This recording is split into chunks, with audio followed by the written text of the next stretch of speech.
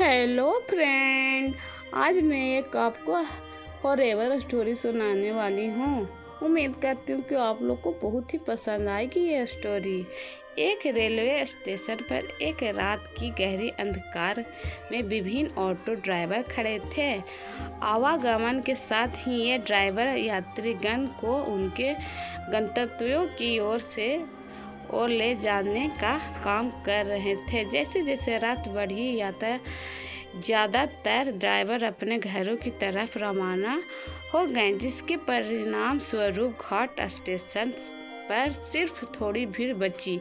इसी दौरान एक ऑटो ड्राइवर विजय ने भी अपनी आवागमन की तैयारी की। वह भी ड्राइव करके घर जा रहा था, लेकिन फिर उसे याद आया कि एक पैसेंजर ट्रेन की आवागमन का समय है। इसके बाद विजय और कुछ और ऑटो चालक ट्रेन की प्रतीक्षा में रुक गए। जब रात बढ़ती चली गई तो बादलों ने आसमान को काले चादर से ढक दिया, जिससे चांद की किरणें समाप्त हो गई। अचानक ही बादल गरजने लगे और बिजली चमकने लगी, जिसके चलते आवागमन बिल्कुल अंधकार में हो गया। शीघ्र पैसेंजर ट्रेन स्टेशन पर आई। ड्राइवर विजय का ध्यान ट्रेन से उतरते हुए एक युवती की ओर गया। उसके कंधे पर एक बैग और हाथ में एक सूटकेस था। युवती सीधे विजय के पास आई और बोली, मुझे सीतापुर जाना है। विजय ने कहा, रात के समय बहुत ही देर हो चुकी है, इसीलिए किराया 1000 रुपये होगा। लेकिन अगर आप सुबह जाना चाहती हैं तो मैं सिर्फ 500 रुपये में ही आपको छोड़ दूंगा। युवती ने जवाब दिया, मुझे अभी जाना है। युवती ने कहा, मैं आपको अभी 500 रुपये देती हूँ, क्योंकि मेरे पास अभी सिर्फ 500 रुपये ही हैं।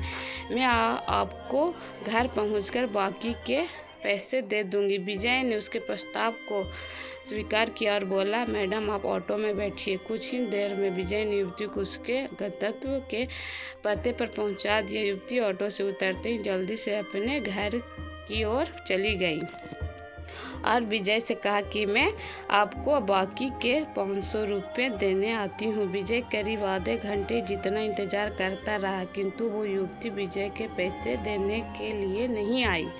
अब विजय ने सोचा कि मुझे देर हो रही है, क्यों न मैं उस युवती के घर पे जाकर पैसे ले लूँ। वो उसके घर चल गया।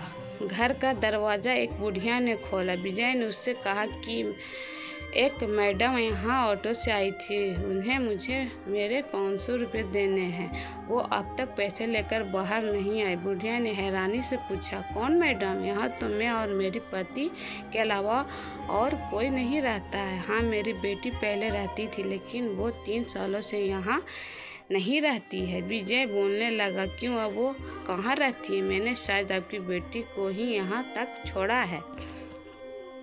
आप एक बार अच्छे से देखिए। बातों ही बातों में विजय की नज़र सामने दीवार पर गई। वहाँ उसी लड़की की तस्वीर लगी हुई थी, जिसे वो ऑटो में बैठाकर लाया था। विजय ने बुढ़िया से पूछा, वो दीवार पर जिसकी तस्वीर लगी है, किसकी तस्वीर लगी है? वो आपकी बेटी है। बुढ़िया ने जवाब दिया, हाँ, वो ही मेरी बेटी है। क्यों, क्या हुआ?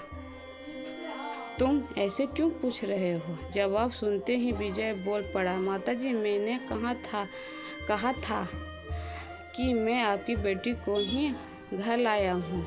यही मेरे साथ ऑटो में बैठकर आई थी। आप जल्दी से मेरे पैसे दे दीजिए। देखिए, सुबह भी हो गई, मैं कब से यहीं खड़ा हूँ। बुढ़िया ने दुखी मन से कहा, बेटा ऐसा नहीं हो सकता है। हाँ, ये मेरी बेटी है, लेकिन 3 साल पहले ये ट्रेन के नीचे आकर मर चुकी है। इसे तुम कैसे घर ला सकते हो? ये सुनते ही विजय के होश उड़ गए। वो तेजी से भागा, वहाँ से भागा। जैसे ही वो ऑटो के पास पहुँचा तो देखा कि उसकी सीट में 500 रुपये रखे हुए थे।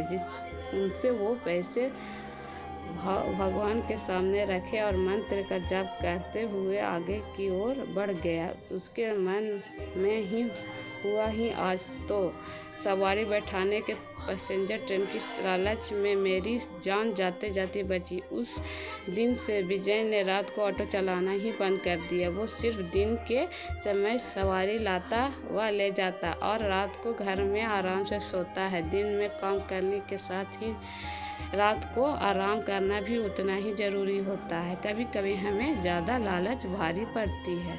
अगर आपको ये कहानी पसंद आई होगी तो मेरे चैनल को सब्सक्राइब करना ना भूलें।